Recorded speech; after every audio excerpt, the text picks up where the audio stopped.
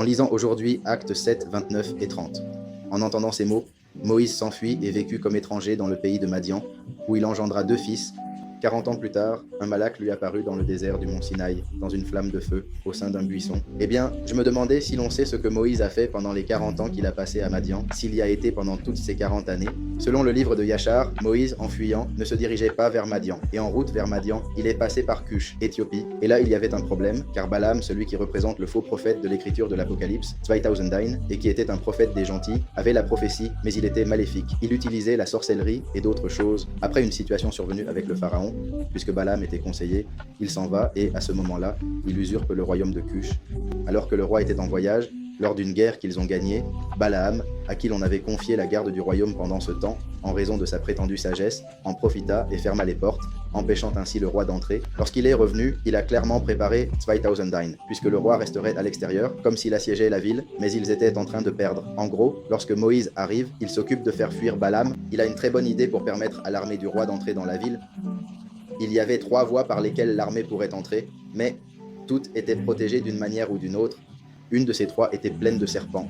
Alors Moïse a entraîné l'armée et les a fait élever pendant un certain temps et nourrir un faucon, une certaine quantité de soldats. Une fois que ce faucon s'était déjà familiarisé avec son maître et voyait qu'il le nourrissait, il le laissait pendant 5000 un certain temps. Puis ils s'approchèrent de l'endroit où se trouvaient tous les serpents et ces faucons s'occupaient de consommer les serpents. Après quoi ils pouvaient entrer. En entrant et en conquérant, à ce moment-là, le roi était mal en point, très âgé. Alors ils ont nommé Moïse roi à Cush. Mais il n'a jamais voulu, par respect pour ses ancêtres, sachant qu'Abraham avait ordonné à Isaac de ne s'associer qu'avec quelqu'un de proche sur le plan de la foi, même familial, étant donné le temps dont nous avons déjà parlé, la génétique telle qu'elle était à cette époque, et aussi, à cause de la fausse route des autres nations, que les patriarches préféraient ou évitaient que leurs descendants se marient avec des gens d'autres nations qui pourraient les égarer vers le mensonge. Alors Moïse ne couche pas avec la reine, mais prend le royaume, la respecte et ainsi de suite, mais ne couche pas avec elle.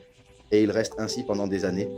Mais il est arrivé un moment où elle ne supportait plus, et elle est allée dire aux conseillers du peuple, « Cet homme ne m'a pas touché, il n'a pas consommé le mariage, et il n'est pas de notre famille ou de notre nation, et il ne devrait pas régner. » De plus, le fils du roi avait déjà grandi à ce moment-là, donc il est suffisant. Alors il dit, « Maintenant, le fils du roi peut prendre le royaume. » Yusand, alors ils s'approchèrent de Moïse avec le plus grand soin et la peur. Mais Moïse, étant l'homme le plus humble du monde, selon les Écritures, séparant évidemment Yabushua Moshiach, où l'on peut dire l'homme le plus humble des 4000 premières années, il l'accepta et dit oui, avec grand plaisir. Alors, il quitta le trône et continua son chemin. C'est là que Yowa Madiam a rencontré Séphora, et Séphora est allée dire à son père qu'elle avait trouvé un Égyptien. Le papa pensait qu'il s'agissait d'un Égyptien qui fuyait la loi, ce qui était en fait relativement vrai, puisqu'il avait tué quelqu'un. C'est pourquoi il s'est enfui, car il avait été accusé et on voulait le tuer. Il avait effectivement tué quelqu'un, cela dit. Et le père de Séphora l'a fait emprisonner pendant 10 ans, espérant qu'il viendrait le chercher, mais personne n'est jamais venu. À la fin, Séphora demande qu'on aille le voir. Le père pensait qu'il était déjà mort, mais il y va quand même et vérifie. En fait, Séphora l'avait nourri pendant tout ce temps. Il ne le savait pas. Il pense que c'est un miracle, papa Jéthro. Alors, on lui permet de sortir de la prison, car ils savent qu'il n'était pas un criminel, puisqu'ils étaient déjà venus le chercher. Et Moïse se rendit à ce qui serait comme la cour de Jéthro,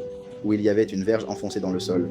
Moïse la saisit, voyant des lettres hébraïques, il la libéra de la terre, et en réalisant que, comme épouse, l'homme qui pourrait retirer ce sceptre d'ici, ce sceptre aurait été amené d'Égypte et aurait été le sceptre que Yosef avait, le sceptre qui, tout comme Balaam, était aussi conseiller du roi.